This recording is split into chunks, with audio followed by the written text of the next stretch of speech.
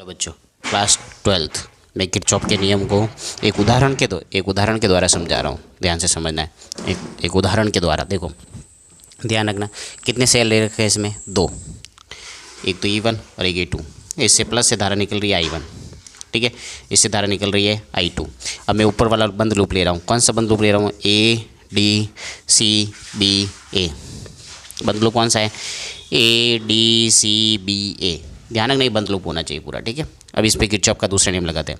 अब देखो ध्यान से, यहाँ से धारा मैं इस दिशा में चल रहा हूँ, A से D।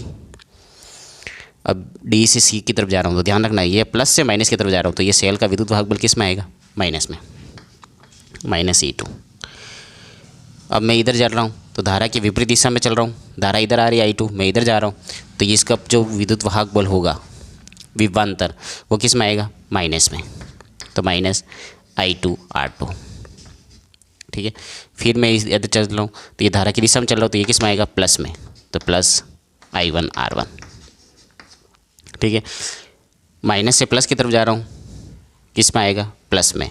तो E1 किस में आ गया? प्लस में। ये आपका पहला समीकरण हो गया। देखो समझ में आया? वापस सुन लेना। अगर हम धारा की दिशा के विपरीत चल रहे हैं, धारा की विपरीत दिशा में चल रहे हैं, तो प्रतिरोध के सिरों पर जो विभवांतर होगा वो माइनस में होगा। धारा की दिशा में चलते हैं तो प्रतिरोध के सिरों पर विभवांतर किस में होगा? प्लस में। लेकिन सेल में ध्यान रखना, अगर आप प्लस से माइनस की तरफ जा रहे हो तो इसका माइनस होगा, और माइनस से प्लस की तरफ जा रहे हो, जिस कहाँ पर ख़त्म हो रहा है वो प्लस होगा, ठीक है। ये है किरचॉफ के पहले दूसरा नियम के अंदर। देखो एक लूप और लेके मैं बता रहा हूँ। बंद लूप कौन सा है? बंद लूप एक और ले लेते हैं,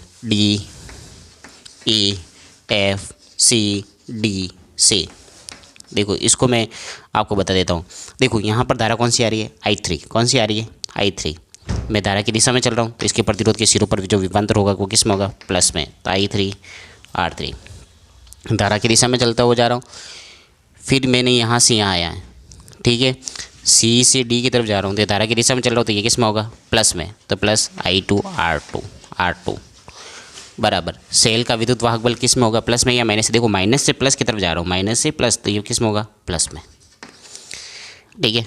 ये आ गया आपके पास में समीकरण नंबर 2, ठीक है। और I3 किसके बराबर होगी? I1 + I2। देखो ये धारा इधर आ रही है, ये धारा इधर आ रही है, दोनों जुड़कर क्या बन जाएंगी? I3। तो I3 किसके बराबर होगी? I1 + I2। तो इसमें रख के सॉल्व कर दो, है ना।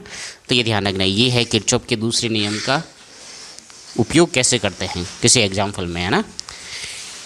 ये ध्यान रखना है। थैंक यू, धन्यवाद।